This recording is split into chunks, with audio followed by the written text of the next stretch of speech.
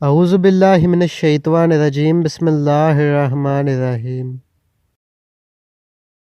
حضرت انس بن مالک رضی اللہ تعالیٰ عنہ سے روایت ہے کہ رسول اللہ صلی اللہ علیہ وآلہ وسلم اور آپ کے صحابہ کرام رضی اللہ تعالیٰ عنہ زورہ کے مقام میں تھے۔ راوی کہتے ہیں کہ زورہ مدینہ منورہ کے بازار میں مسجد کے قریب ایک مقام ہے۔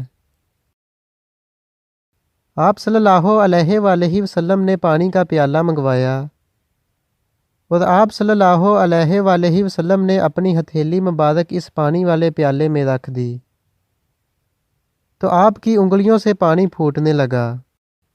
پھر آپ کے تمام صحابہ نے اس سے وضو کیا۔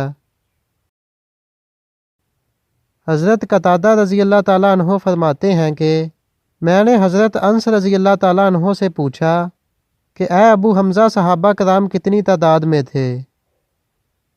حضرت انس رضی اللہ تعالیٰ عنہ نے فرمایا صحابہ کرام رضی اللہ تعالیٰ عنہ اس وقت تقریباً 300 کی تعداد میں تھے۔